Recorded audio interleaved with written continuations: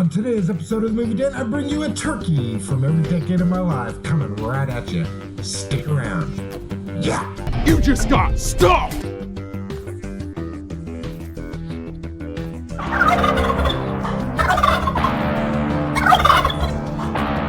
Happy Thanksgiving, fellow den dwellers and movie fans. I'm Scott. Thanks for joining me here in the Movie Den.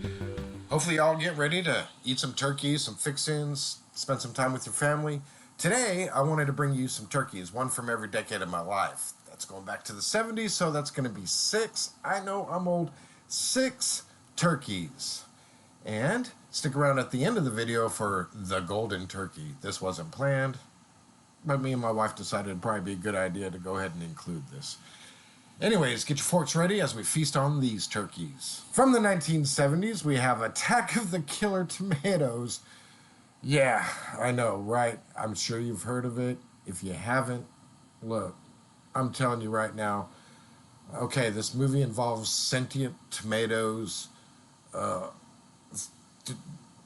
know how, what the fuck, why, whatever. They just start revolting against humanity. I don't understand the love for this movie. I love good campy movies, and this movie, holy shit, I just couldn't stomach it. It was awful. It was not as awful as my golden turkey, but I know it's a parody making fun of B movies, but come on. Look, it's ridiculous. Rolling tomatoes, swimming tomatoes, a la Jaws. Just fucking tomatoes, dude.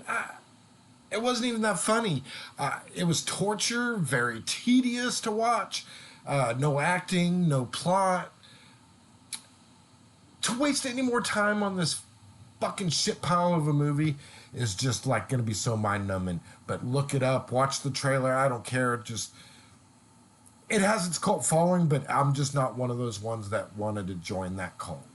Moving on to the 80s, we have The Stuff. An alien substance becomes a popular dessert, turns the people into mindless killers.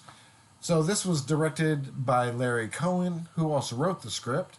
It's about American lifestyle, consumer society. It has a lot of cheesy parts working its magic here. It is also from my preteen childhood, so I give it some credit for its nostalgic yogurt fest here. As a horror movie, though, it is awful. The acting was mediocre. It comes off as cheap and half-assed, coming across as more of a generic consumerism comedy. But in that mindset, though, it is pretty entertaining, and I give it credit for being original. Into the 90s, we have Jason Goes to Hell, The Final Friday. I'm a big Friday the 13th fan. I love the franchise.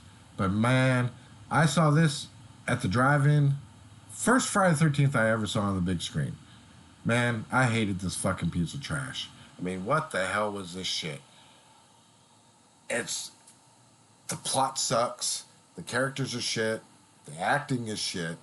I mean, horror flicks aren't supposed to make sense a lot of the times, but there comes a point when leaving too much unexplained or unaccounted for detracts from the overall quality of the movie. I mean, how does Jason have a long-lost sister? What the fuck is this Necronomicon shit?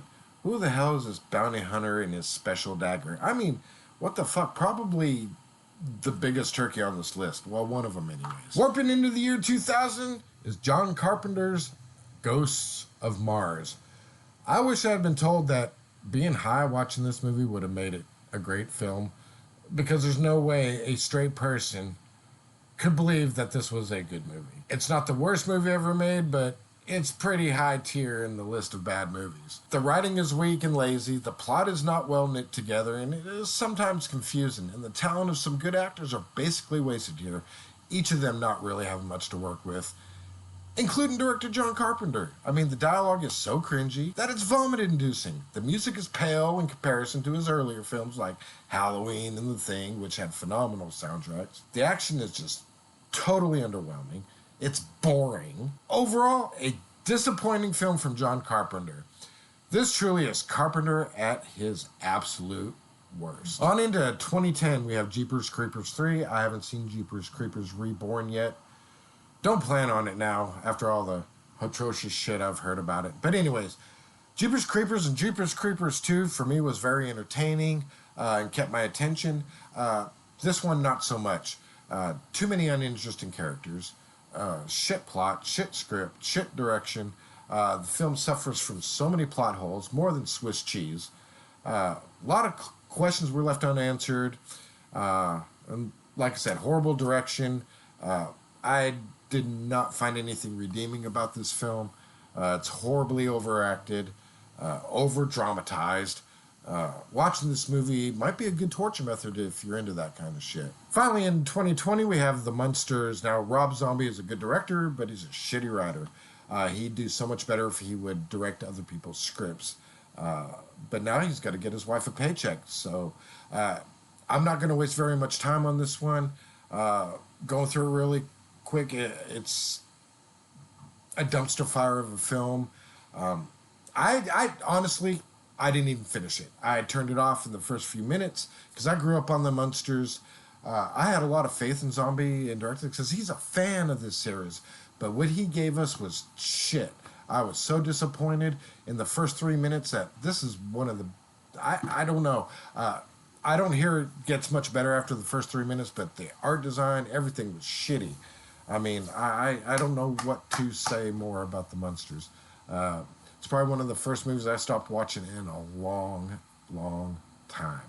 I was very, very heartbroken for what I got as opposed to what I wanted to see. And I did not much, just a actual representation of the beloved series. But no, we got this mess. Now, as promised, the Golden Turkey.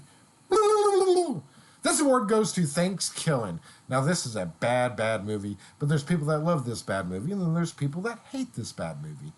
I'm one of those people. I hated this movie. Me and my wife caught this the other night over on Tubi, and while we had fun watching it and laughing at it, there's just nothing we liked about it. Thanksgiving is an awful movie by any measure. Now, let's start with the writing. A group of generic partying teenagers are chased by a killer talking turkey. That's about it.